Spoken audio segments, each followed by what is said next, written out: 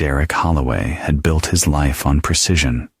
22 years in military intelligence had taught him that information was power, and power required patience. At 45, his steel-gray eyes missed nothing. His mind cataloged everything, and his emotions remained locked behind a facade that had fooled enemies and allies alike. He'd met Brina Walsh at a charity gala in Denver 8 years ago. She was 32 then, a stunning blonde with emerald eyes and a laugh that could light up a room. She worked in real estate, specializing in luxury properties, and had an infectious energy that drew people to her like moths to a flame. Derek, recently retired from the military and establishing his private security consulting firm, found himself captivated by her warmth and apparent authenticity. Their courtship was a whirlwind. Brina seemed genuinely interested in his work, his past, his dreams. She never pushed about the classified details of his military service, respecting the boundaries that had cost him previous relationships. Within 18 months, they were married in an elaborate ceremony that Brina had orchestrated with military precision, a level of organization that would have impressed Derek's former commanding officers. The early years were good. Derek's business flourished as corporate clients saw his expertise in threat assessment and security protocols. Brina's real estate career soared, her natural charisma and Derek's connections opening doors to high-end clientele. They bought a sprawling house in Cherry Hills Village, complete with a home office that Derek had discreetly equipped with surveillance equipment, old habits from his intelligence days. Brina had 2 children from her previous marriage, Madison, now 16, and Cole, 14. Derek had embraced his role as stepfather with the same dedication he brought to everything else. He attended their games, helped with homework, and provided the stability their biological father had never offered. The kids called him Dad within a year, and Derek felt something he'd never experienced in all his years of service, a sense of home. But Derek's training had taught him that people always revealed their true nature eventually. The signs were subtle at first. Unexplained absences, hushed phone calls, a newfound interest in yoga classes that seemed to run unusually long. Most husbands might have dismissed these as the natural evolution of a marriage, but Derek wasn't most husbands. 6 months ago, he began noticing patterns. Brina's schedule became increasingly erratic. Her real estate deals, once regular and transparent, became vague, potential clients that required evening meetings. She developed new interests, art galleries, wine tastings, and weekend getaways with her sister that Derek was always too busy to join. Derek's security background had made him naturally cautious about digital privacy, but Brina had always been careless with technology. Her laptop, iPad, and phone were connected to their home network, and Derek's equipment logged everything. He didn't actively monitor her communications until 3 months ago, when a business trip to Seattle had been canceled at the last minute. He'd come home to find Brina on a surprise girls' weekend, one her sister knew nothing about. That night, Derek accessed Brina's digital footprint for the first time in their marriage. What he found was a meticulously documented affair spanning nearly a year. The man was Troy Brennan, a high-profile divorce attorney who specialized in representing wealthy wives seeking to maximize their settlements. The irony wasn't lost on Derek. Troy was 42, recently divorced himself, with a reputation for being ruthless in court and legendary with women.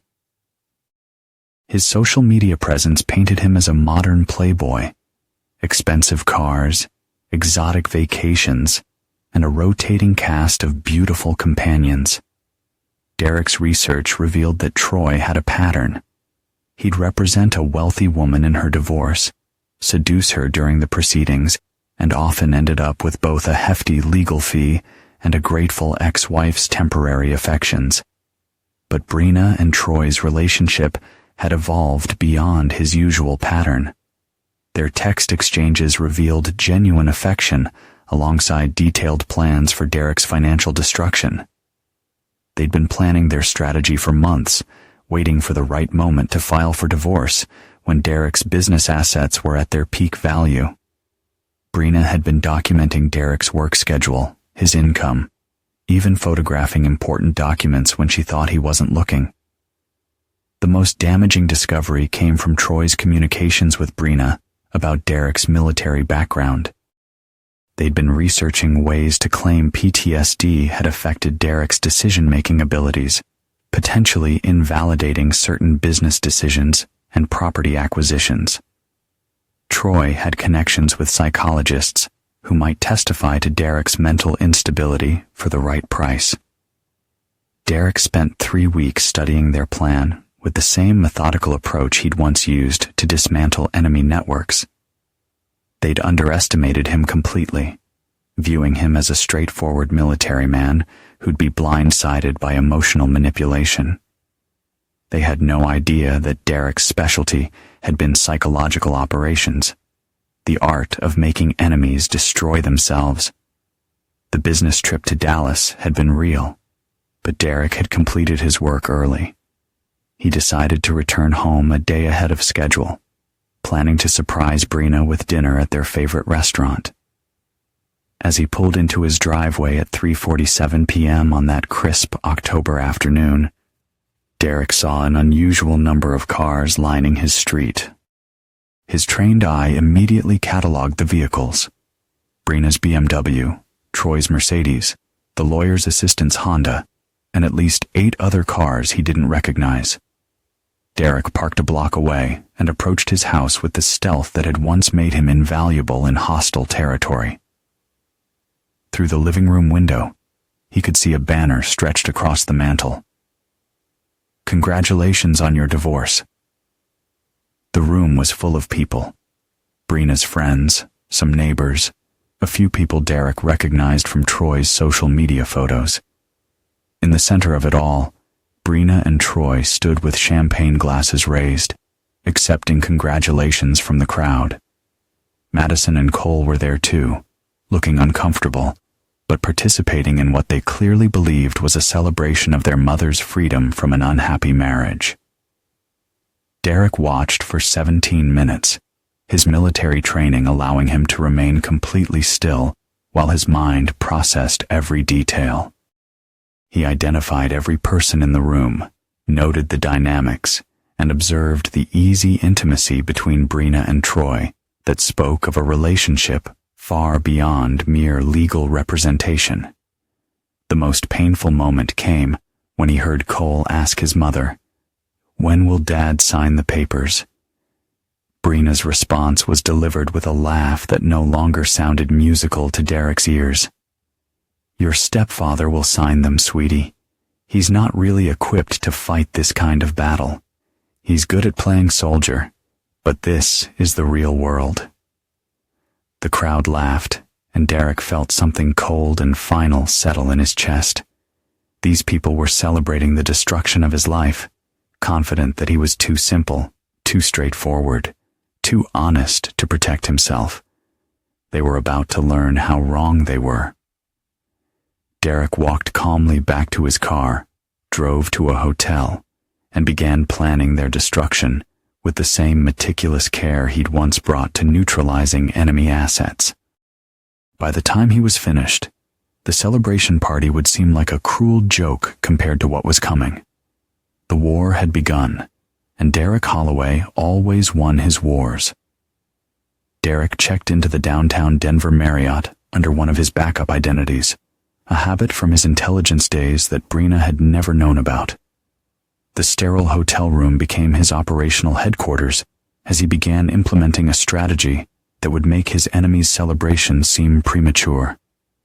The first step was information warfare. Derek's security business maintained subscriptions to multiple investigative databases, and his military contacts provided access to resources that civilian investigators could never touch. By midnight, He had comprehensive dossiers on everyone who had attended the party. Troy Brennan's file was particularly illuminating. The successful divorce attorney had built his reputation on winning impossible cases, but his methods often skirted ethical boundaries. Derek discovered 3 formal complaints filed with the Colorado Bar Association, all dismissed due to lack of evidence. More interesting were the whispered allegations among Denver's legal community about Troy's tendency to develop personal relationships with vulnerable clients. The real revelation came from Derek's contact at the IRS. Troy's financial profile showed income patterns that didn't match his declared earnings. Large cash deposits appeared regularly in accounts tied to a consulting firm that existed only on paper. Derek's forensic accounting background, another skill from his military intelligence training, revealed that Troy was likely receiving payments from undisclosed sources. Derek's phone buzzed at 2:47 a.m. with a text from Brina. "Flight delayed. Won't be home until tomorrow evening. Miss you." The lie was perfectly crafted, complete with a photo of an airport departure board that Derek's reverse image search revealed was taken 3 weeks ago. Derek used his access to the home security system to confirm that Brina and Troy were spending the night in Derek's own house. The cameras showed them moving through the rooms with casual familiarity, Troy examining Derek's study with particular interest.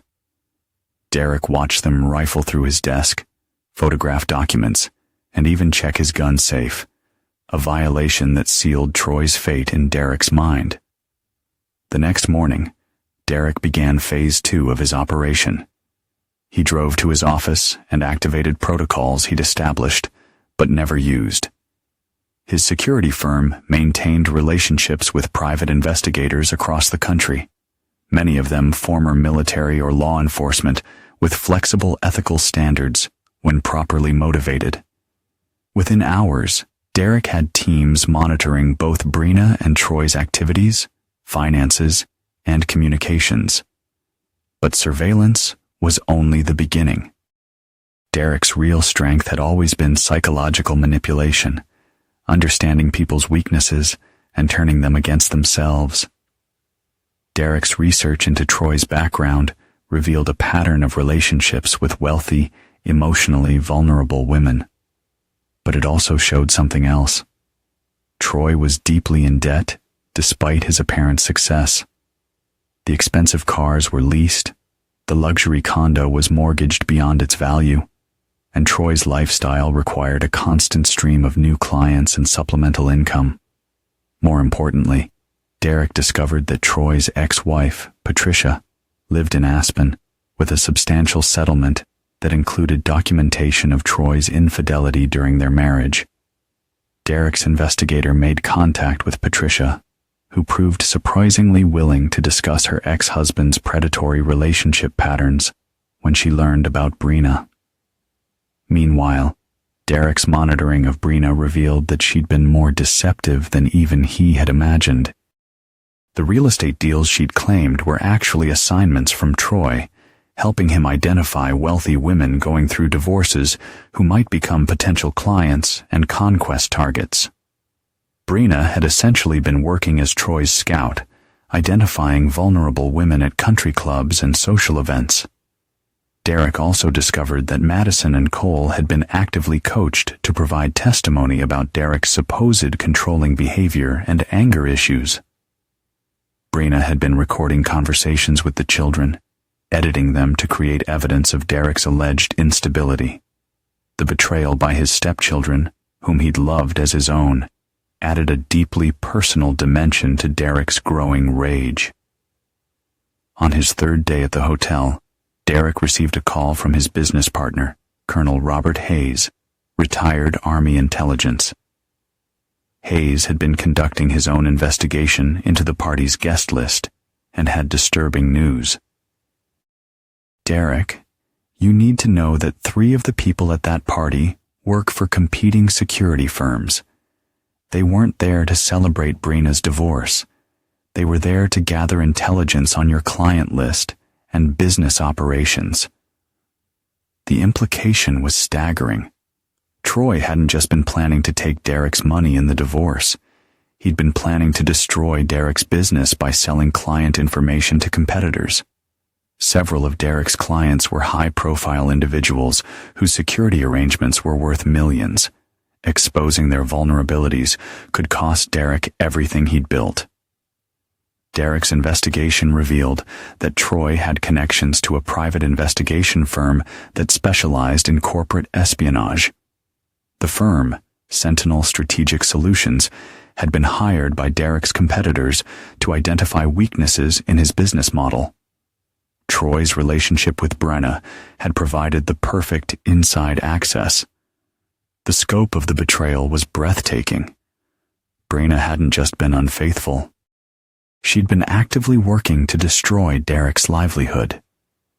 The divorce was merely the final step in a comprehensive plan to transfer Derek's wealth and business assets to Troy and his associates. Derek spent the fourth day creating false evidence that would lead Troy and Brenna into a trap of their own making. Using his knowledge of their psychology and weaknesses, he began planting information that would convince them to accelerate their timeline and make crucial mistakes. First, Derek created fictional communications, suggesting that one of his major clients was about to sign a contract worth several $1,000,000. He ensured that Brenna would discover this information, knowing she would share it with Troy. The prospect of timing the divorce to coincide with Derek's largest payday would be irresistible.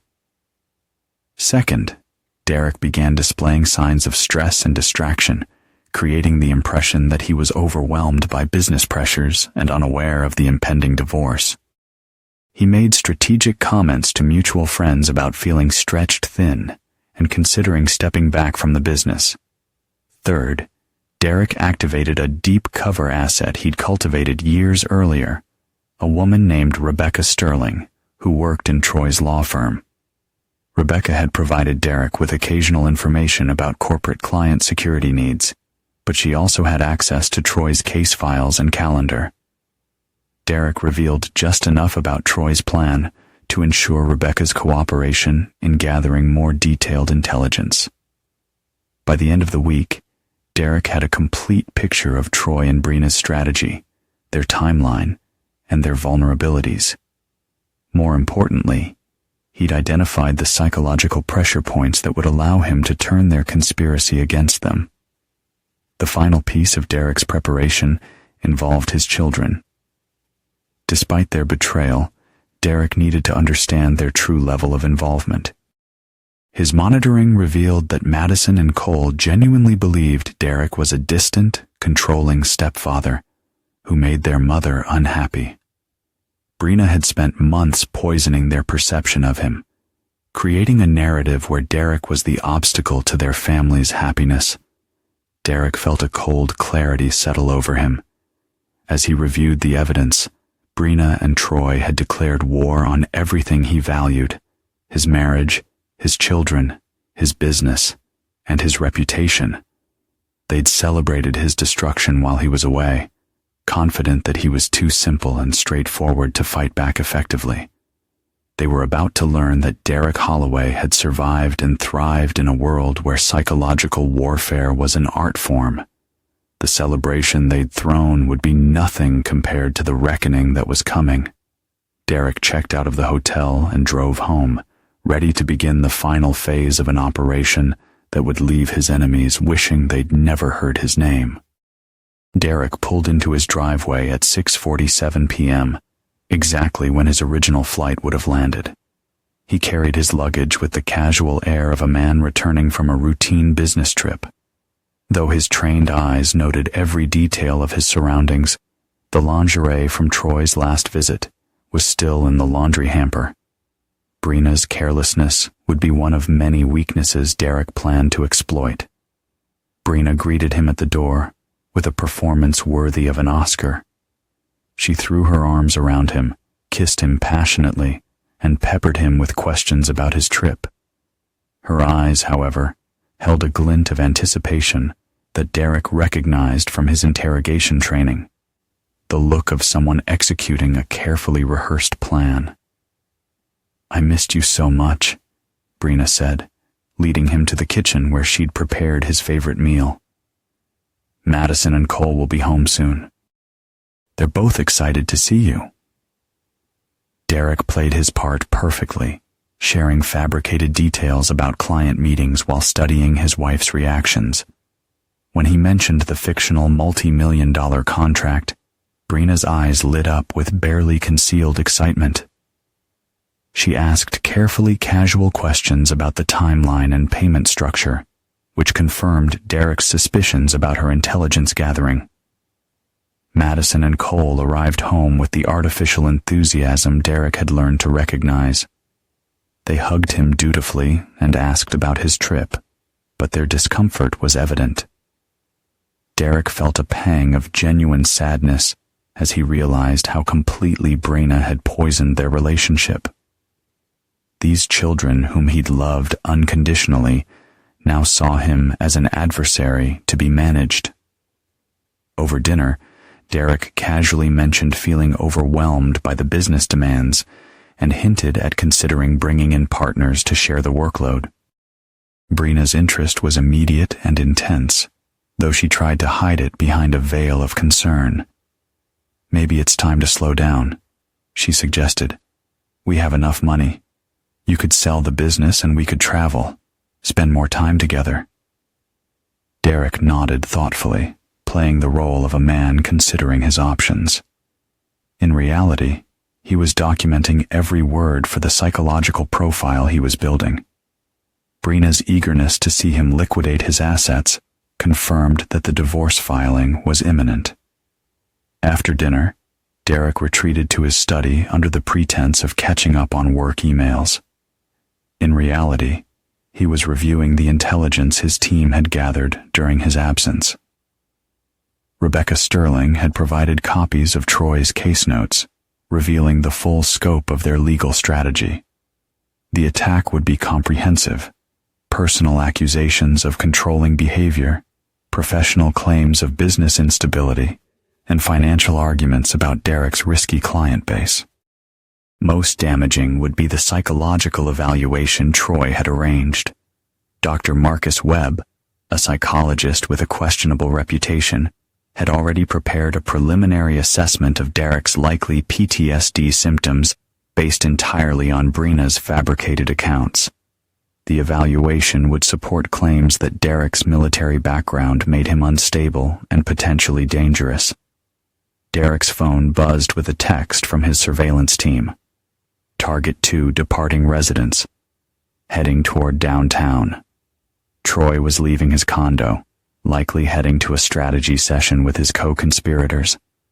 Derek activated the tracking protocols he'd established, following Troy's movement through the city.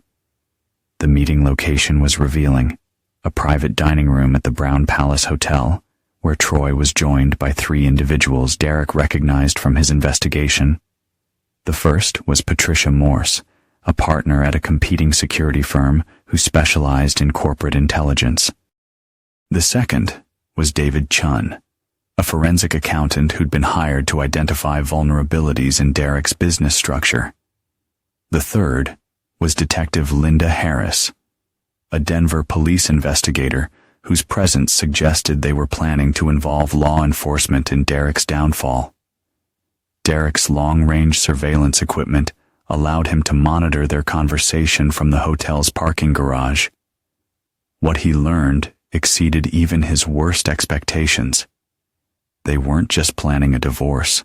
They were orchestrating a comprehensive campaign to destroy Derek's reputation, business, and freedom. The plan involved triggering a police investigation into Derek's business practices, suggesting possible connections to illegal surveillance or privacy violations. Detective Harris would initiate the inquiry based on an anonymous tip about Derek's investigative capabilities. The goal was to create enough legal uncertainty to freeze Derek's assets and drive away his high-profile clients. Meanwhile, Patricia Morse's firm would approach Derek's clients with carefully crafted concerns about his stability and professional reliability. The clients, already nervous about security breaches, would likely terminate their contracts to avoid association with a potentially compromised operator. Troy's role was to accelerate the divorce proceedings while Derek was distracted by the criminal investigation. With Derek's assets frozen and his income disrupted, he'd be forced to accept whatever settlement Troy offered to avoid bankruptcy. The final element was the most personal. Madison and Cole would testify about Derek's increasingly erratic behavior and their fear for their safety. The children, genuinely believing they were protecting their mother from an unstable stepfather, would provide the emotional testimony needed to support the psychological evaluation. Derek listened to his family's destruction being planned with the detached professionalism that had once made him one of the military's most effective operatives. But beneath the cold analysis, something darker was awakening, a capacity for methodical vengeance that his enemies had dramatically underestimated. The meeting concluded with handshakes and confident smiles. They believed Derek was a simple military man who would be overwhelmed by their sophisticated attack. They were about to learn that Derek Holloway had spent 22 years perfecting the art of making enemies destroy themselves.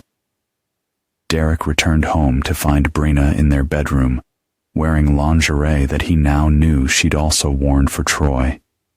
She approached him with practiced seduction, her hands exploring his body, while her lips whispered fabricated endearments. Derek submitted to her performance, while his mind catalogued every detail for the psychological warfare that was about to begin. As Brina fell asleep beside him, Derek slipped quietly from the bed and returned to his study. He activated secure communication protocols and began issuing orders to assets positioned across the country. The network he built during his military career was about to be unleashed on civilians who had no idea what they'd awakened. Derek's first move was subtle, but devastating. He accessed Troy's digital footprint and began implanting evidence that would suggest Troy was blackmailing his clients. Using sophisticated techniques he'd learned in psychological operations, Derek created a pattern of communications that would appear to show Troy demanding additional payments from vulnerable women in exchange for favorable divorce settlements. The beauty of the strategy was that it used Troy's actual relationship patterns against him. Several of his former clients had paid him unusual amounts during their divorces, creating a foundation of truth that would make the fabricated evidence seem credible. Derek's second move targeted Patricia Morse's security firm. Using his knowledge of their client acquisition strategy, he began feeding them false information about a major government contract that would require compromising Derek's operation. The firm would commit resources and potentially illegal acts pursuing a contract that didn't exist, creating legal vulnerabilities Derek could exploit later. The third move was the most complex. Derek began manipulating Detective Harris's investigation before it officially began. Using contacts in the Denver Police Department, he ensured that the anonymous tip about his business would be directed to internal affairs rather than the criminal division. Detective Harris's eagerness to pursue a case outside her jurisdiction would create ethical violations that would destroy her credibility. Derek worked through the night, implementing a counter-operation that would systematically destroy everyone who had betrayed him. By dawn, the pieces were in motion for a campaign that would leave his enemies broken and his betrayers completely isolated. As Brina stirred awake beside him, Derek returned to bed and assumed the role of an unsuspecting husband. But behind his closed eyes, he was calculating the precise moment to spring a trap that would make their celebration party seem like a child's game compared to the devastation that was coming.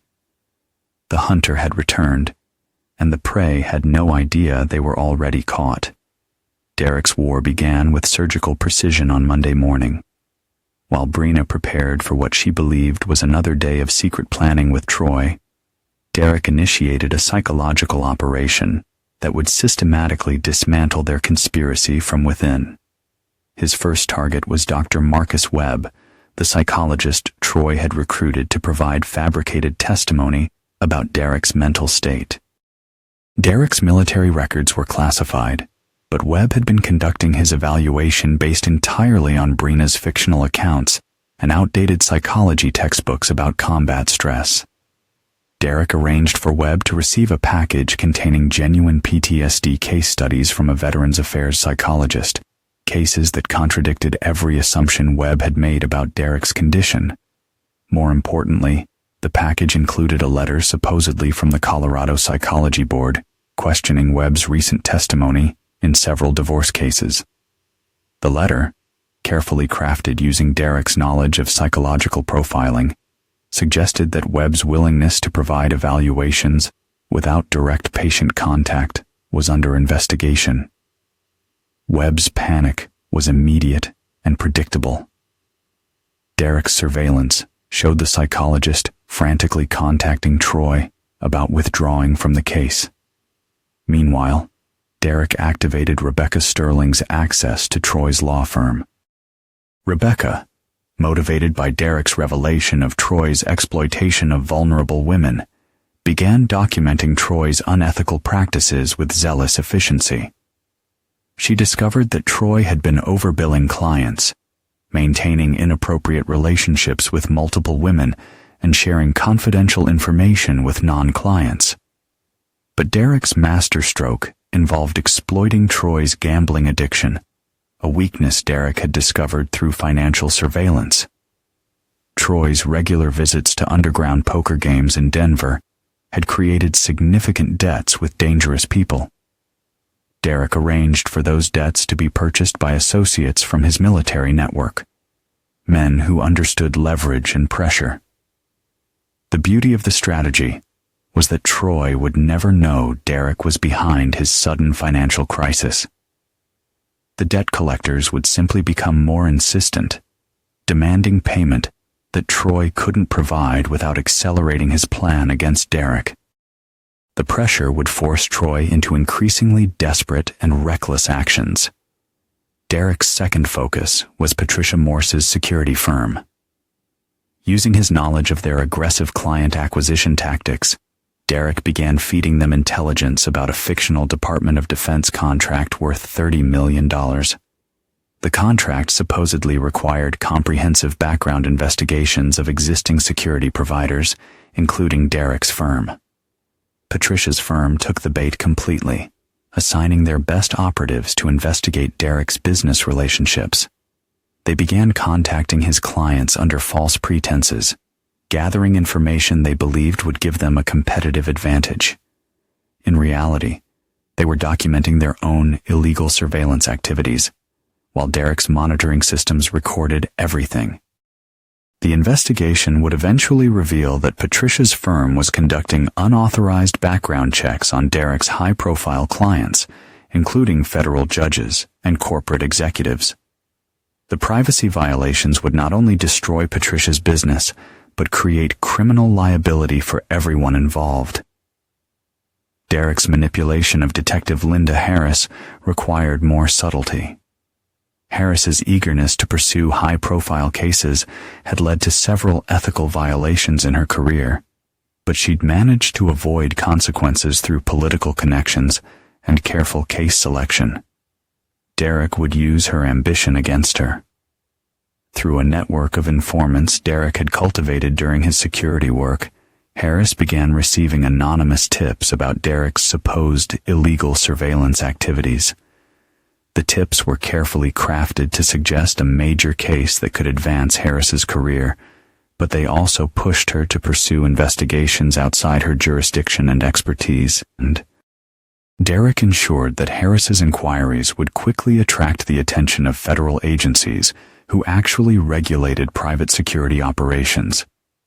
Her unauthorized investigation would create jurisdictional conflicts and expose her pattern of overreaching, career-ending mistakes disguised as ambitious police work. But Derek's most complex target was his own family. Madison and Cole's betrayal had cut deepest, but Derek recognized that they were victims of Brina's manipulation rather than willing conspirators. His approach required separating the children from their mother's influence while exposing her deception. Derek began by subtly contradicting the narrative Brina had created about their relationship. He started leaving small gifts for the children: Madison's favorite coffee from a shop near her school, Cole's preferred video game that Derek claimed to have ordered weeks ago. The gestures were designed to show thoughtfulness that contradicted Brina's claims about Derek's indifference. More importantly, Derek began documenting his actual interactions with the children using discrete recording devices. When Brina claimed Derek had yelled at Madison about her grades, Derek's recordings would show a patient conversation about study strategies. When she described Derek as controlling Cole's activities, the recordings revealed Derek encouraging his stepson's independence. Derek's surveillance also captured Brina coaching the children on what to say about their stepfather. The recordings showed Brina suggesting specific incidents that had never occurred and helping Madison and Cole remember events that contradicted their original experiences. The psychological pressure on Derek's enemies was carefully calibrated to force mistakes while maintaining the appearance of random misfortune. Troy's gambling debts would seem like a personal problem unrelated to his legal work. Patricia's firm would appear to be the victim of their own aggressive tactics. Detective Harris would be caught in standard jurisdictional protocols that had nothing to do with Derek's case. But Derek's most sophisticated manipulation targeted Brina herself. Using his knowledge of her psychology and insecurities, Derek began creating doubt about Troy's commitment to their relationship. Derek's team arranged for Brina to accidentally encounter Troy at a restaurant with another woman, actually an operative, who was documenting Troy's activities. The meeting appeared romantic, with Troy displaying the same intimate behavior Brina thought was reserved for her. Derek also ensured that Brina would discover Troy's financial problems through seemingly innocent social media posts and casual conversations with mutual friends. The revelation that Troy was deeply in debt would undermine Brina's belief that he was a successful attorney capable of providing financial security. Most devastatingly, Derek began planting evidence that Troy was pursuing relationships with other wealthy women going through divorces. Phone records and social media activity suggested that Brina was just one of several women Troy was manipulating simultaneously. The psychological impact was immediate. Brina's confidence in Troy's affection began to waver, and she started questioning whether their relationship would survive her divorce from Derek.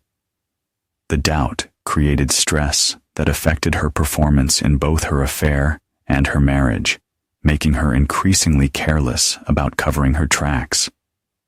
By Thursday of the first week, Derek's enemies were beginning to turn on each other.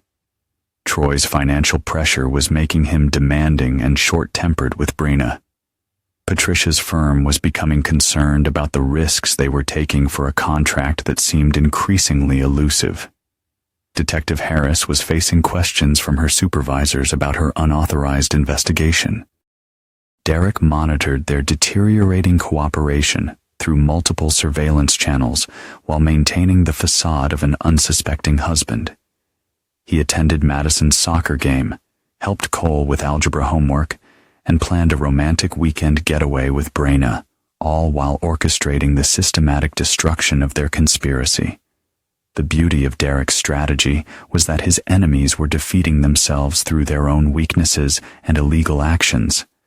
Troy's gambling, Patricia's greed, Harris's ambition, and Brina's insecurity were being weaponized against them without any direct action that could be traced back to Derek.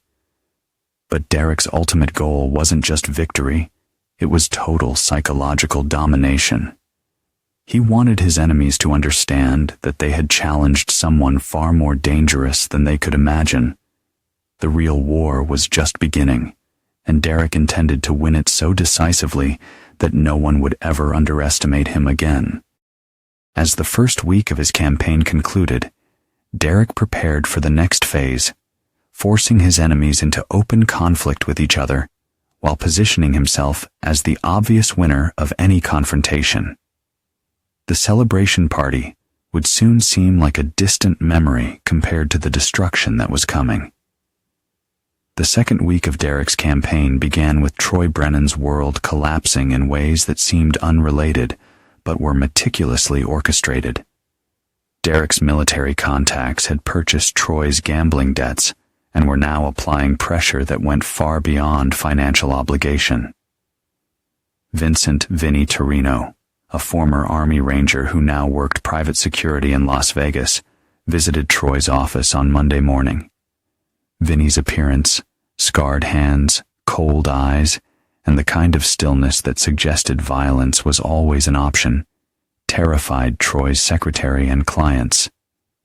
But Vinny's message was delivered with professional courtesy that made it more frightening than any threat. "Mr. Brennan, you owe certain people a considerable amount of money. These people have sold your debt to individuals who are less patient than they were. I'm here to discuss a payment plan that works for everyone involved." Troy's hands shook as he reviewed documents showing debts totaling $340,000 from poker games, sports betting, and casino credit lines. The debts had been accumulating for months, but the original creditors had been patient because of Troy's legal reputation. The new creditors were different. They viewed Troy's luxury lifestyle as evidence that he could pay immediately if properly motivated. "I need time," Troy protested. "I have major cases coming to settlement. The money will be available soon." Vinny's smile was professionally sympathetic. "My employers are reasonable people. They understand that lawyers have a regular income, but they also understand that lawyers have assets, property, investments, professional reputation. They're willing to accept alternative forms of payment if cash isn't immediately available." The implications were clear. Troy's professional license, his condo, even his personal safety were now collateral for debts that Derek had engineered. The pressure would force Troy to accelerate his timeline against Derek while making increasingly desperate decisions. Meanwhile, Patricia Morse's security firm was discovering that their investigation of Derek's clients had attracted unwanted federal attention. FBI Special Agent Sarah Rodriguez contacted Patricia's office on Tuesday afternoon with questions about unauthorized surveillance activities that had been reported by several high-profile individuals.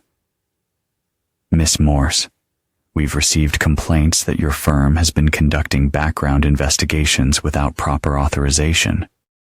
Several federal judges and corporate executives have reported suspicious inquiries about their security arrangements." Patricia's confidence evaporated as Agent Rodriguez described investigations that Patricia's team had conducted in pursuit of the fictional Department of Defense contract. The FBI had been monitoring those activities as potential industrial espionage, and Patricia's firm was now under federal investigation for privacy violations. "I can explain everything," Patricia said, though she couldn't explain why the Department of Defense contract seemed to have vanished from all official records. "I'm sure you can," Agent Rodriguez replied. "We'll be scheduling formal interviews with your entire investigative team. I suggest you retain counsel familiar with federal privacy law." Derek's manipulation of Detective Linda Harris was even more sophisticated. Harris's unauthorized investigation of Derek's business had triggered automatic notifications to the Colorado Bureau of Investigation, which maintained oversight of private security licensing. CBI investigators contacted Harris's superiors with concerns about jurisdictional overreach and potential misconduct. Captain James Morrison called Harris into his office on Wednesday morning with a file that made her stomach sink. "Linda, I'm getting calls from federal agencies asking why one of my detectives is investigating a private security firm without coordination or authorization. The CBI wants to know if we're conducting some kind of joint operation that they weren't informed about. Harris tried to explain her anonymous tips and suspicions about Derek's activities, but her explanations only made her situation worse. The captain noted that Harris had been pursuing investigations outside her expertise and jurisdiction, using police resources for unauthorized intelligence gathering. "You're suspended pending internal investigation," Morrison announced. "Turn in your badge and weapon. This could result in criminal charges if it turns out you've been conducting unauthorized surveillance." But Derek's most devastating attack targeted the relationship between Brina and Troy.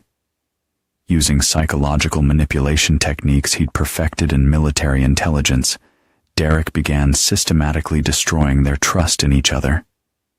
Derek's team arranged for Brina to receive anonymous messages with photos of Troy meeting other women. The photos were legitimate. Troy's pattern of pursuing multiple wealthy clients was well documented, but Derek's operatives ensured that Brina would interpret them as evidence of ongoing infidelity. The messages were accompanied by financial documents showing Troy's massive debts and declining income.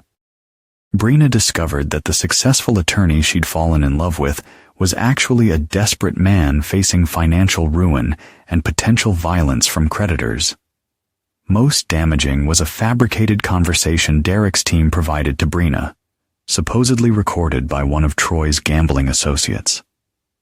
In the recording, created using voice synthesis technology Derek had access to through military contacts, Troy discussed his relationship with Brina in crude terms that suggested she was merely a means to financial recovery. "The idiot thinks I'm in love with her," the fake Troy said. "But once I get her old man's money, she'll be just another divorce client. These desperate housewives are all the same. They need someone to tell them they're special while they destroy their own families." Brina's reaction was immediate and predictable. She confronted Troy during what she thought was a private meeting at his condo, but Derek's surveillance captured every word of their argument. "You scoundrel!" Brina screamed. "You're just using me like all the others. Everything you said about loving me was a lie." Troy's denials were desperate and unconvincing, especially when Brina confronted him with evidence of his financial problems and the photos of him with other women. His explanation that the debts were temporary and the women were clients only confirmed Brina's suspicions that she was being manipulated. "I thought you were different," Brina said, her voice breaking. "I destroyed my marriage for you, and you're just another lying predator." Troy's response revealed his true character. "Your marriage was already destroyed, Brina. You came to me because you were unhappy and wanted out. Don't blame me for giving you what you asked for." The argument escalated until Brina stormed out, their conspiracy fractured by mutual distrust and recrimination. Derek's surveillance showed both of them spending the rest of the week trying to salvage their individual positions while abandoning their joint strategy. Troy's desperation led him to make the exact mistake Derek had anticipated. Facing pressure from creditors and the loss of Brina's cooperation, Troy decided to accelerate the divorce filing and pursue Derek's assets independently. But without Brina's inside information and cooperation, Troy's legal strategy became transparent and predictable. Troy filed for emergency orders, claiming Derek posed an immediate threat to Brina and the children. The filing was rushed and poorly documented, based on fabricated evidence that Derek's monitoring had captured in advance. Derek's legal team, the same high-powered firm that Troy had hoped to outmaneuver, was ready with comprehensive counterarguments that made Troy look incompetent. Meanwhile, Brina's confusion and emotional turmoil led her to seek support from people Derek had strategically positioned. Dr. Amanda Chan, a therapist who specialized in marriage counseling, had been recommended to Brina by a friend, a friend who was actually one of Derek's assets. Dr. Chan's sessions with Brenna were designed to help her recognize the manipulation she'd experienced, while gradually revealing the extent of her betrayal of Derek. The therapy created genuine guilt and confusion that undermined Brenna's ability to maintain her deception. By Friday of the second week, Derek's enemies were in full retreat. Troy was facing financial ruin, federal investigation, and the collapse of his legal case. Patricia's firm was under criminal investigation and had lost several major clients. Detective Harris was suspended and facing potential criminal charges. Brenna was emotionally devastated and beginning to question everything she believed about her relationship with both Troy and Derek. But Derek wasn't finished. He had dismantled their conspiracy and turned them against each other, but his ultimate goal was complete psychological domination. He wanted them to understand that they had challenged someone who operated on a level they couldn't comprehend. As Derek reviewed the week's intelligence reports, he felt the cold satisfaction of a predator who had successfully isolated his prey. The real destruction was about to begin, and Derek intended to ensure that his enemies would never recover from the mistakes they'd made. The celebration party had marked the beginning of their downfall. Now Derek was ready to show them what real power looked like when applied with military precision and unlimited resources. Week 3 of Derek's campaign opened with Troy Brennan's professional life imploding in spectacular fashion. The combination of gambling debts, federal investigation, and his disastrous legal filing against Derek had created a perfect storm that would destroy everything Troy had built. The Colorado Bar Association received a formal complaint about Troy's conduct, filed by Rebecca Sterling with Derek's careful guidance. The complaint documented Troy's pattern of exploiting vulnerable clients, maintaining inappropriate relationships during legal representation, and sharing confidential information with unauthorized individuals. Rebecca had spent weeks gathering evidence that painted a picture of systematic ethical violations. But the real devastation came from Troy's own desperation. Facing immediate pressure from Derek's military associates who had purchased his gambling debts, Troy made a decision that would end his legal career. He attempted to steal money from his client trust fund. Derek's surveillance captured Troy accessing the account at 11:47 p.m. on Monday night, transferring $200,000 intended for client settlements to his personal account. The theft was immediately flagged by banking security protocols that Derek had ensured would be monitoring Troy's activities. "Mr. Brennan," said Detective Robert Chun, no relation to Dr. Amanda Chan, when he arrived at Troy's office Tuesday morning. "You're under arrest for theft of client funds and misappropriation of attorney trust accounts." Troy's arrest was captured by news media that Derek's contacts had alerted about the prominent attorney's downfall. The images of Troy in handcuffs, his expensive suit wrinkled, and his face showing panic, were broadcast across Denver's legal community within hours. Patricia Morse's security firm faced an even more comprehensive destruction. The FBI investigation into their unauthorized surveillance had expanded to include charges of wire fraud, privacy violations, and conspiracy to commit industrial espionage. Agent Rodriguez's team had discovered that Patricia's firm had been selling confidential information about their surveillance targets to competitors and foreign intelligence operatives. Derek's fictional Department of Defense contract had led Patricia's team to document their own illegal activities so thoroughly that prosecutors would have overwhelming evidence for multiple felony charges. The firm that had planned to destroy Derek's business through illegal surveillance was now facing federal prison sentences for crimes Derek had manipulated them into committing. "We've identified systematic violations of federal privacy law," Agent Rodriguez told reporters outside Patricia's office as FBI agents carried out boxes of evidence. This organization appears to have been operating as a criminal enterprise rather than a legitimate security firm. Detective Linda Harris's situation was equally catastrophic.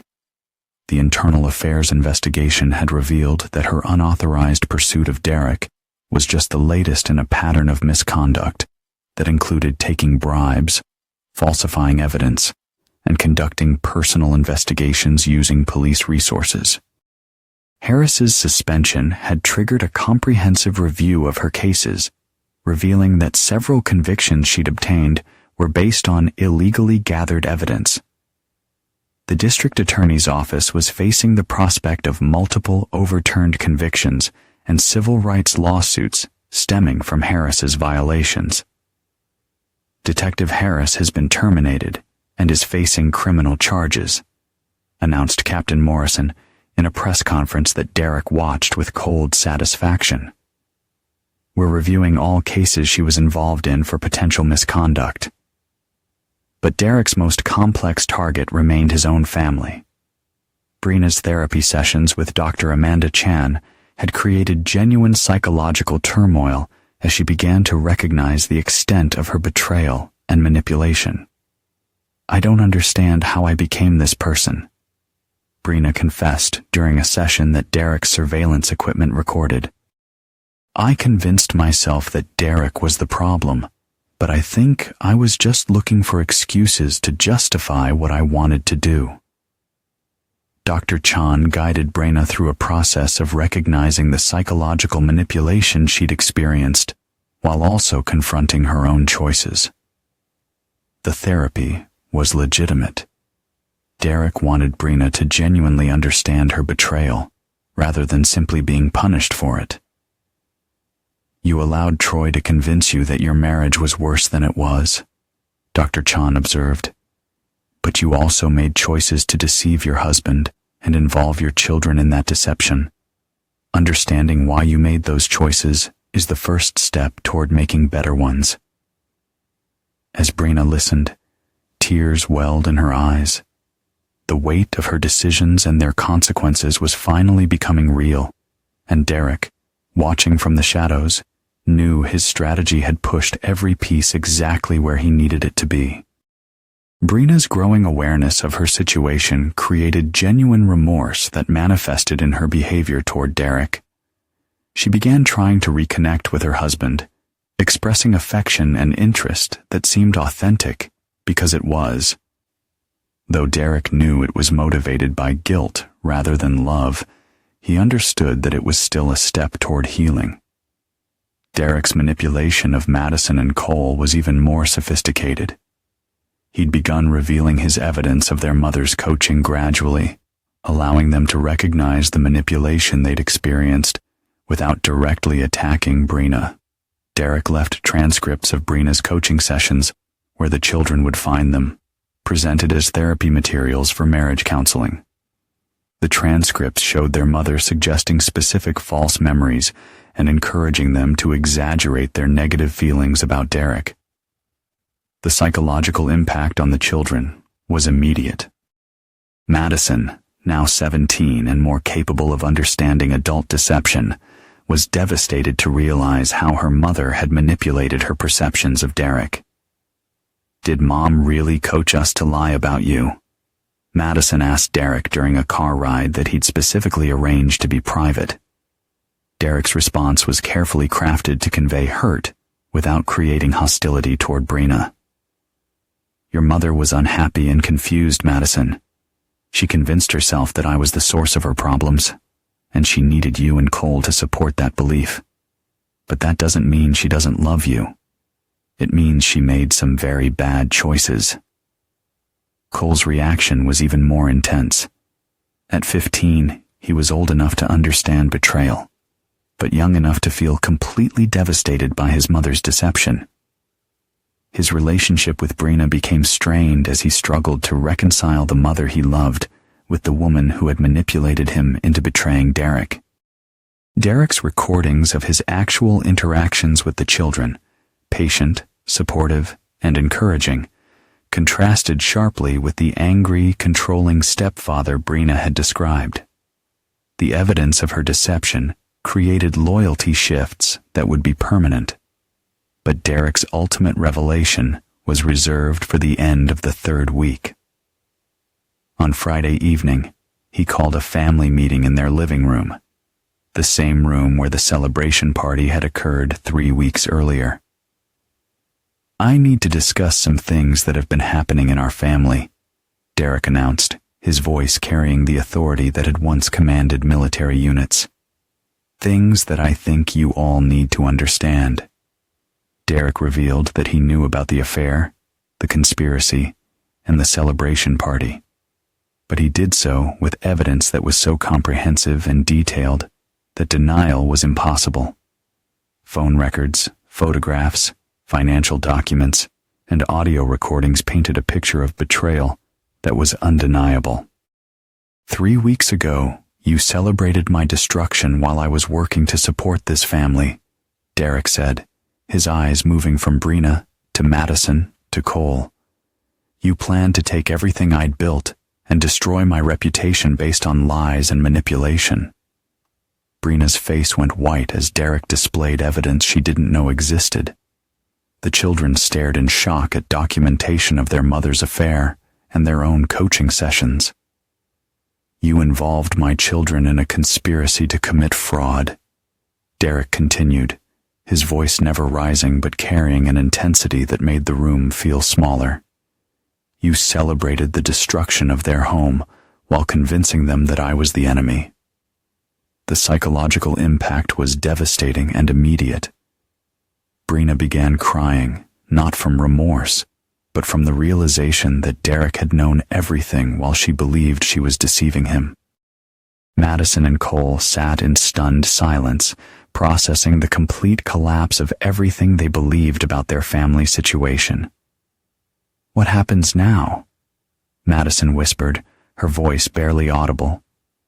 Derek's response was delivered with the cold precision of a military briefing.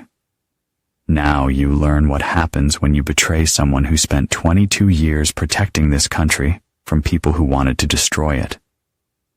Derek stood and walked to the window that overlooked their neighborhood, the same window through which he'd watched their celebration party 3 weeks earlier. The psychological reversal was complete. They had celebrated his defeat while he was actually orchestrating their destruction. "Troy is in jail for stealing client funds," Derek announced without turning around. "Patricia's company is under federal investigation for espionage. Detective Harris has been fired and faces criminal charges. Everything they built has been destroyed." The silence in the room was absolute as Derek's family realized they had underestimated him in ways they were only beginning to understand. "The celebration is over," Derek said finally, turning to face them with eyes that showed no trace of the man they thought they knew. "Now comes the reckoning." The revelation of Derek's knowledge transformed the Holloway household into a psychological battlefield where every interaction carried the weight of betrayal and retribution. Brina's tears had dried into a mask of desperate calculation as she realized that her husband's apparent obliviousness had been an elaborate performance covering intelligence gathering that would have impressed the CIA. Derek's demand for a family meeting the next morning was delivered with military precision. Saturday, 8 a.m., formal dining room, mandatory attendance. The location was significant. The formal dining room was where Derek conducted his most serious business discussions, and the message was clear that this would be a business negotiation rather than a family conversation. Brina arrived first, having spent the night alternating between panic and planning. She tried to contact Troy, only to discover that his phone had been disconnected and his law office was closed, pending the criminal investigation. Patricia Morse wasn't answering her calls, and Detective Harris was facing her own legal crisis. The conspiracy that had seemed so powerful 3 weeks ago had completely collapsed, leaving Brina isolated and exposed. Madison and Cole entered together, their faces showing the emotional devastation of discovering their mother's manipulation. The children had spent hours the previous night reviewing the evidence Derek had presented, trying to reconcile the mother they loved with the woman who had systematically deceived them. Derek entered at exactly 8 a.m., carrying a leather portfolio that contained documents that would determine their family's future. His appearance was immaculate: pressed khakis, button-down shirt, and the kind of precise grooming that suggested complete control over every detail of his environment. "This meeting will proceed according to specific rules," Derek announced, taking his position at the head of the table. "Brina, you will answer questions truthfully and completely. Madison and Cole, you will listen and learn. No one will leave this room until we've addressed every aspect of the betrayal that has infected this family." Derek opened the portfolio and spread documents across the table with the systematic precision of a prosecutor presenting evidence.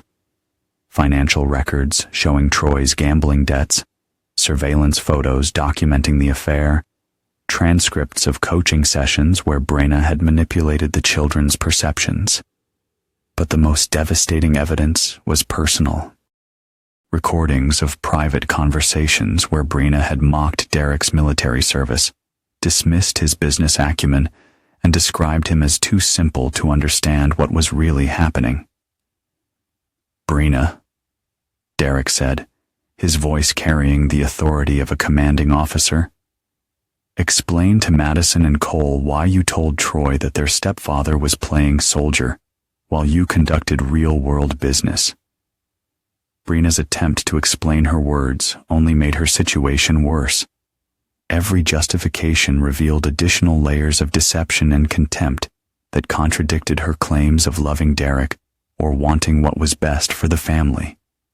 "I was angry," Brina stammered. "I said things I didn't mean. The affair made me confused about everything." Derek's response was clinical and devastating. "You weren't confused, Brina. You were executing a plan. Show them the timeline." Derek displayed a comprehensive timeline of Brina's activities, showing that her affair with Troy had coincided with systematic intelligence gathering about Derek's business, financial planning for a divorce that would maximize her settlement, and psychological manipulation of the children that began months before the relationship became romantic. "This wasn't confusion," Derek explained to Madison and Cole.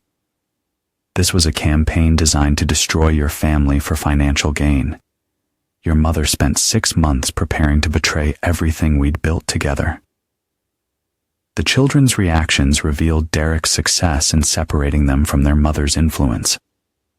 Madison's questions were sharp and analytical, demanding explanations that Brina couldn't provide. Cole's anger was more direct, asking why his mother had taught him to lie about the man who had been more of a father than his biological parent had ever been.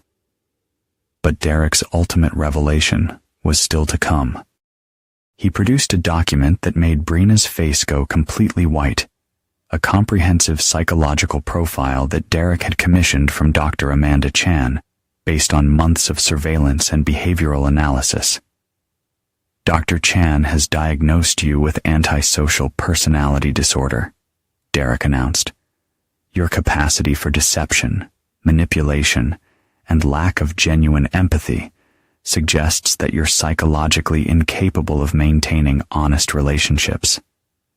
The diagnosis was devastating, not because it was unexpected, but because it was accurate.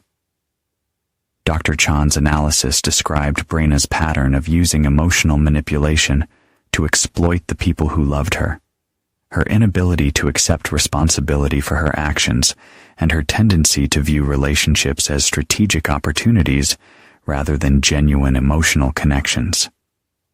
"This means," Derek continued, "that you cannot be trusted with the emotional welfare of children. Madison and Cole deserve to understand that their mother's behavior reflects a psychological condition rather than normal relationship problems." Derek's military background had taught him that psychological warfare was most effective when it revealed truth rather than creating fiction. Brina's disorder explained her ability to maintain elaborate deceptions while appearing genuinely loving and concerned. The meeting continued for 3 hours as Derek systematically dismantled every excuse, justification, and attempt at emotional manipulation that Brina offered. His questions were precise and relentless, designed to force honesty about actions that Brina had never expected to defend. By 11 a.m., the family dynamics had completely shifted. Madison and Cole were asking Derek about legal procedures for changing custody arrangements. Brina was isolated at the opposite end of the table, facing the reality that her psychological manipulation had been documented and analyzed by professionals. Derek's final announcement was delivered with the calm authority of someone who held complete control over the situation. Brina, you have 24 hours to vacate this house. You will take your personal belongings and nothing else. Any attempt to contact the children, influence their decisions, or interfere with this family will result in criminal charges for fraud, conspiracy, and child endangerment. Derek produced restraining order paperwork that had already been prepared and needed only Brina's signature to avoid immediate arrest. The children have legal options regarding custody, Derek continued. They're old enough to make informed decisions about which parent can provide a stable, honest environment. I trust they'll make the right choice. Madison and Cole's response was immediate and unanimous. They wanted to remain with Derek and limit contact with their mother until she received psychological treatment for her behavioral disorders. Brina's final attempt at emotional manipulation, tears, apologies, and promises to change, fell flat against the weight of documented evidence and professional psychological analysis. Her children now understood that her emotions were performed rather than genuine, tools of manipulation rather than expressions of authentic feeling. 24 hours, Derek repeated, closing the portfolio with the finality of a military operation reaching its conclusion. Security cameras will monitor your packing to ensure nothing unauthorized leaves this house. Derek stood and left the room, followed by Madison and Cole, who were eager to discuss their legal options and future living arrangements. Brina remained at the table, staring at evidence of her own psychological disorders and facing the complete collapse of everything she had tried to accomplish. The celebration party 3 weeks ago had marked the beginning of Brina's campaign against Derek. The family meeting had marked the end of her relationship with the children she had tried to use as weapons against the man who had loved them unconditionally. Derek's war was entering its final phase, and his enemies were discovering that challenging a man trained in psychological operations had consequences they could never have imagined. Derek's systematic destruction of his enemies reached its climax during the 4th week of his campaign, as the legal and financial consequences of their actions created a cascade of failures that exceeded even his strategic projections. The morning after Brina's ultimatum, Derek received intelligence reports that confirmed his enemies were facing complete personal and professional destruction. Troy Brennan's arrest for theft of client funds had triggered a comprehensive investigation that revealed the scope of his criminal activities. FBI financial analysts discovered that Troy had been systematically stealing from client trust accounts for over 2 years, using the money to cover gambling debts and maintain his expensive lifestyle. The total theft exceeded $1.2 million, making him eligible for federal charges that carried mandatory minimum sentences. But Derek's manipulation had ensured that Troy's downfall would be even more complete. Vincent Torino, Derek's military associate, who had been pressuring Troy about gambling debts, visited Troy in jail with an offer that demonstrated Derek's psychological sophistication. Troy, my employers are willing to forgive your gambling debts in exchange for information about other attorneys who might have similar financial problems. Vinny explained. We're expanding our collection business and need intelligence about potential clients. Troy's acceptance of the deal, desperate to avoid violence from his creditors, created legal complications that would destroy any chance of defending against the criminal charges. By agreeing to inform on his legal colleagues, Troy had violated attorney-client privilege and professional ethics in ways that would result in permanent disbarment, even if he avoided prison. Derek's manipulation of Troy's psychology had achieved perfect results. Troy had chosen immediate physical safety over long-term legal protection, ensuring his complete professional destruction. Patricia Morse's security firm faced an even more comprehensive demolition. The FBI investigation had revealed that Patricia's team had been conducting unauthorized surveillance on federal judges, corporate executives, and government officials for foreign intelligence services. The case had evolved from privacy violations to national security crimes that would result in decades of federal prison sentences. Agent Rodriguez's press conference announcing the charges was broadcast nationally, making Patricia's name synonymous with corporate espionage and treason. The firm that had planned to destroy Derek's business through illegal surveillance was now the subject of congressional hearings about foreign intelligence penetration of American security companies. This organization was essentially operating as a front for foreign intelligence services, Agent Rodriguez announced. They exploited their legitimate security work to gather information about American government officials and corporate leaders.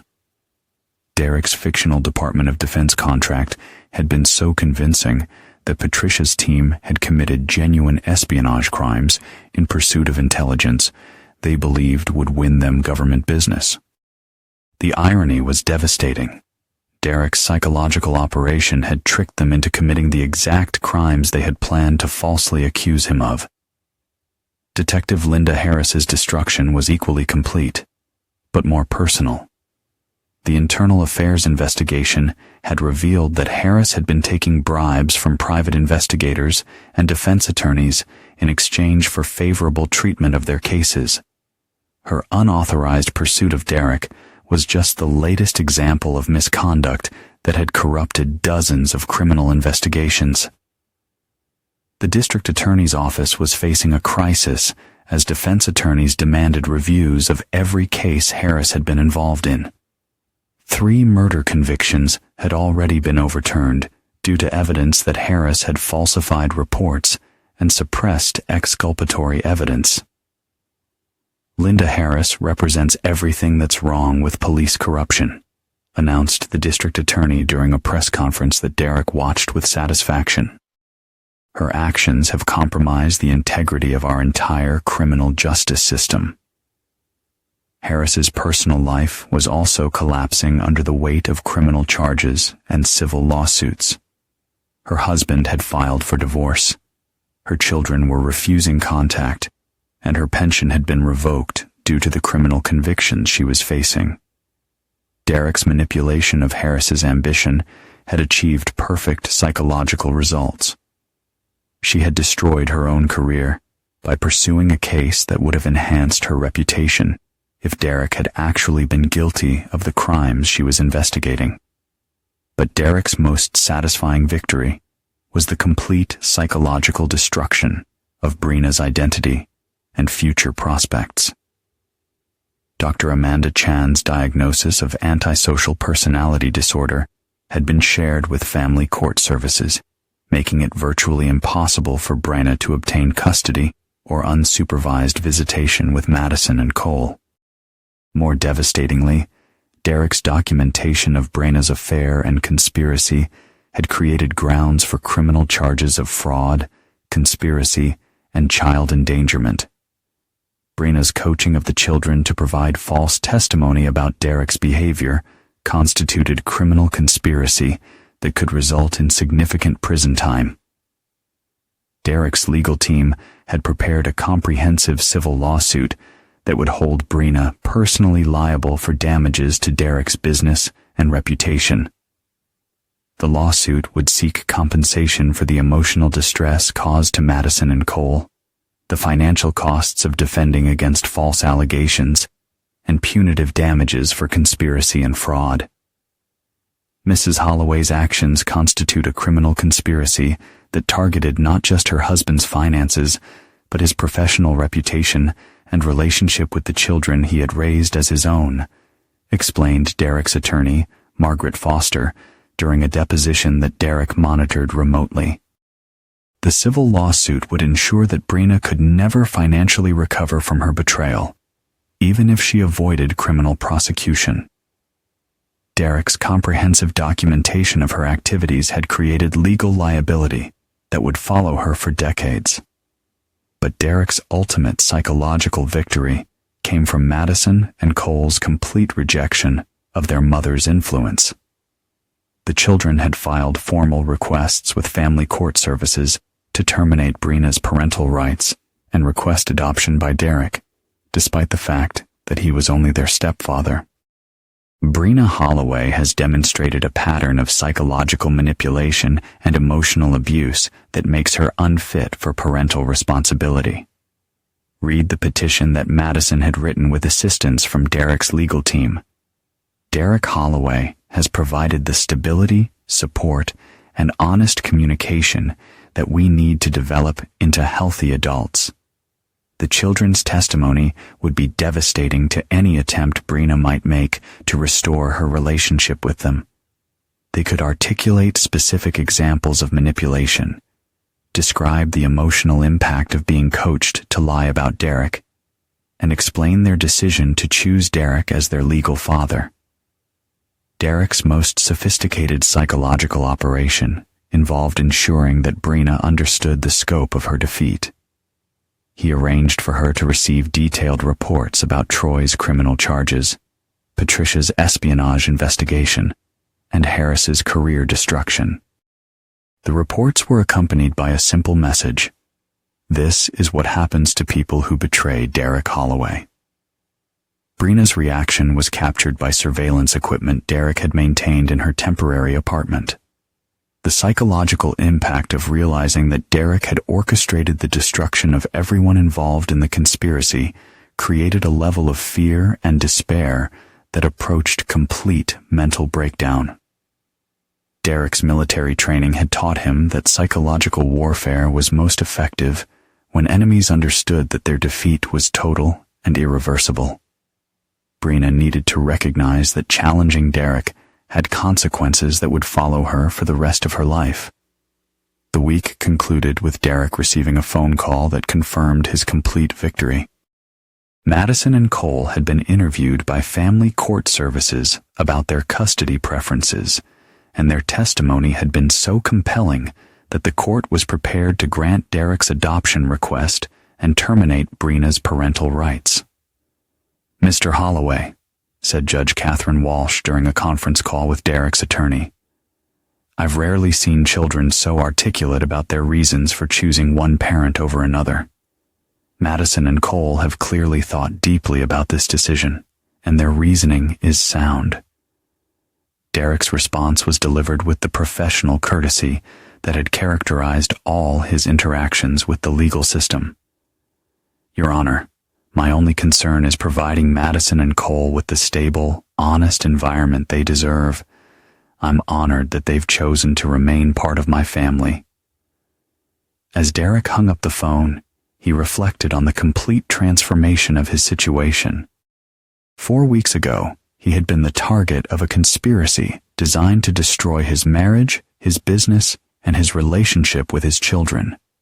Now, his enemies were facing criminal charges and professional destruction, while Madison and Cole were choosing him as their permanent father.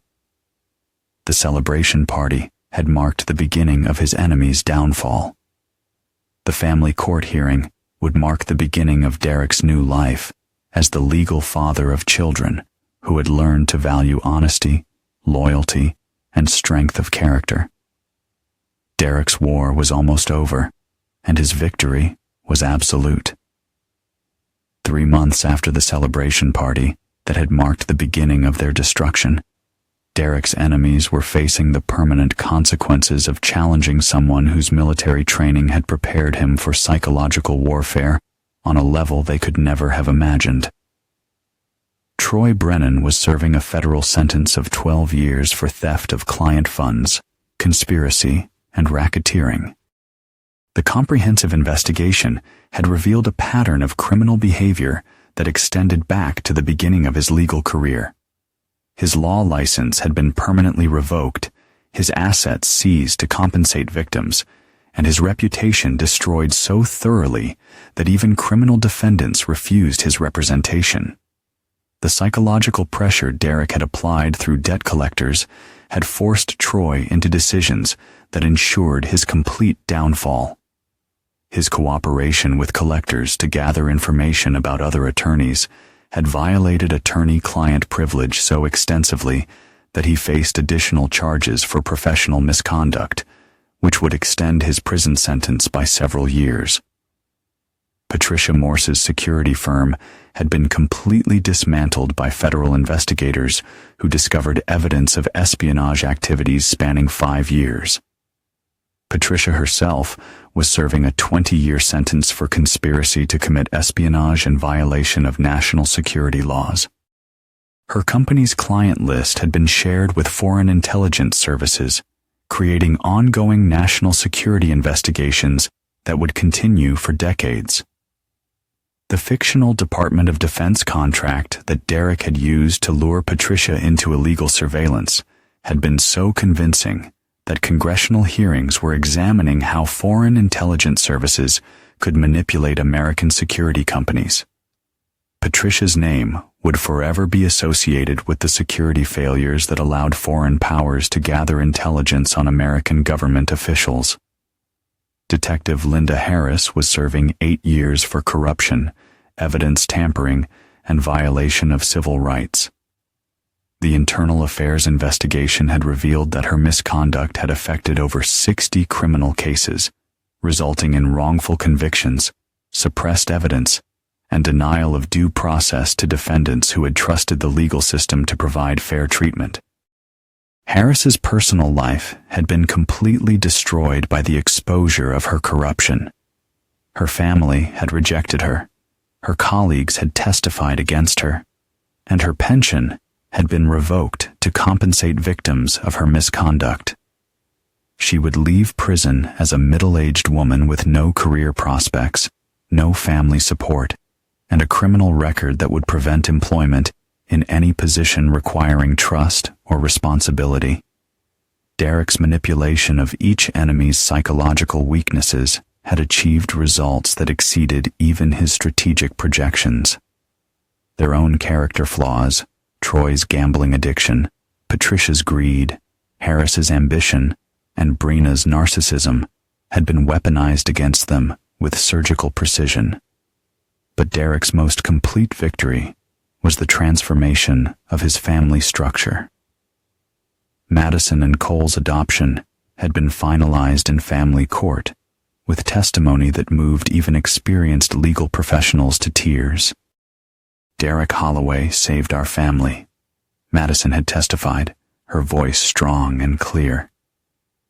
Despite the emotional weight of the hearing, he loved us unconditionally, while our mother was planning to destroy the man who had given us everything we needed to become good people. Cole's testimony was equally powerful. My biological father abandoned us, and my mother tried to teach us to betray the man who actually raised us. Derek never asked us to choose between our parents. He just showed us what real love and protection looked like. The judge's decision to grant the adoption and terminate Brina's parental rights was based on evidence that demonstrated a pattern of psychological manipulation and emotional abuse that made her unfit for parental responsibility. In 30 years on the family court bench, Judge Walsh had announced, "I've rarely seen children so clear about their need to separate from a biological parent. Madison and Cole have articulated their reasoning with remarkable maturity and emotional intelligence. Derek's relationship with his newly adopted children had grown stronger through the shared experience of recognizing and overcoming manipulation. Madison was thriving in her senior year of high school, having gained confidence from understanding that her previous emotional confusion had been caused by external manipulation rather than personal weakness.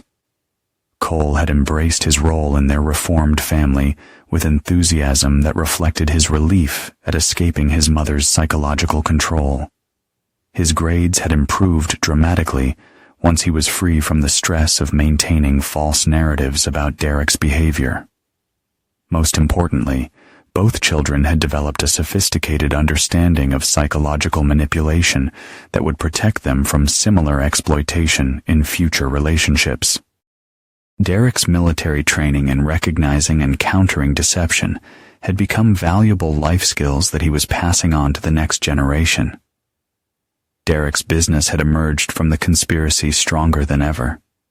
The publicity surrounding his enemy's criminal convictions had enhanced his reputation as a security professional capable of protecting clients from sophisticated threats.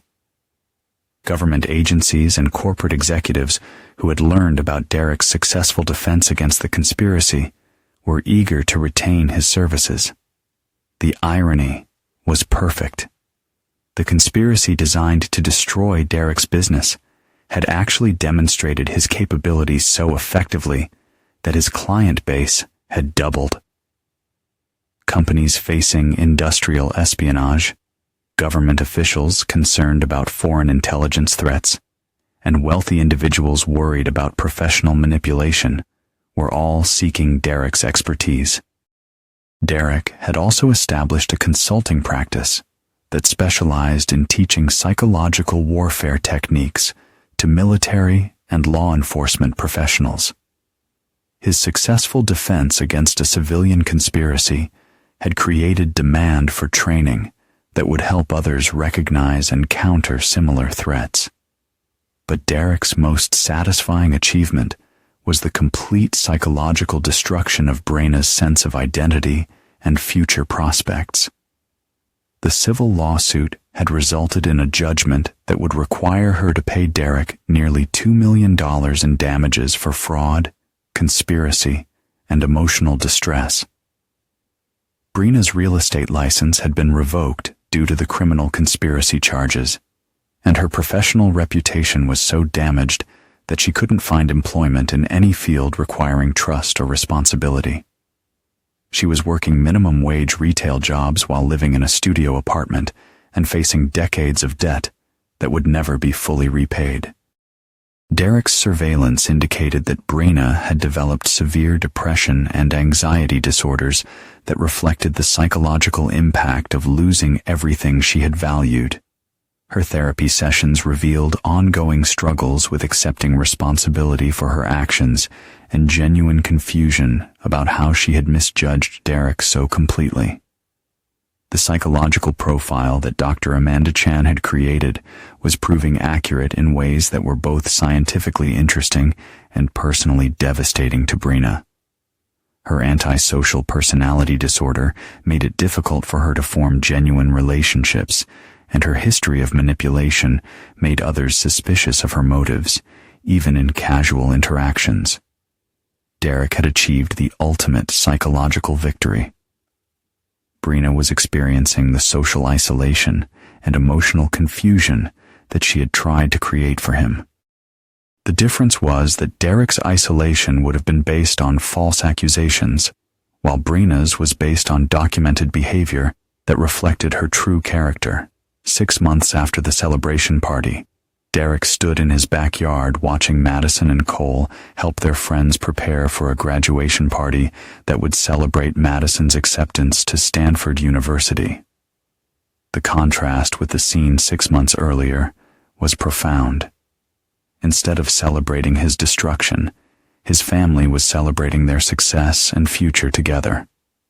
Derek's phone rang with a call from Colonel Robert Hayes, his former business partner, who had helped expose the conspiracy.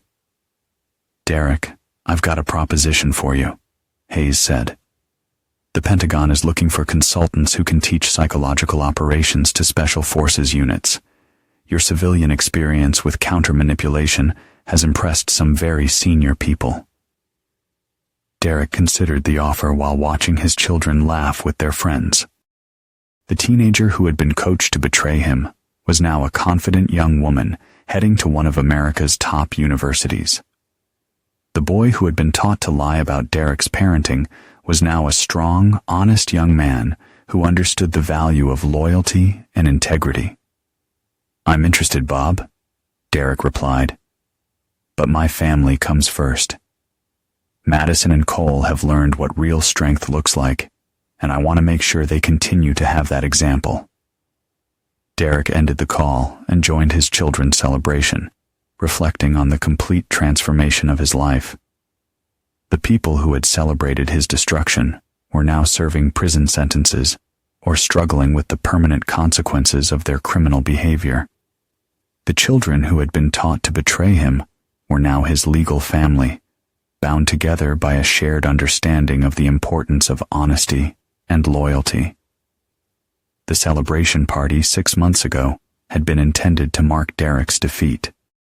Tonight's graduation party marked the beginning of a family that had been forged through conflict and strengthened by victory. Derek Holloway had not just survived his enemy's conspiracy. He had emerged stronger, wiser, and surrounded by people who understood that challenging him was a mistake that carried permanent consequences.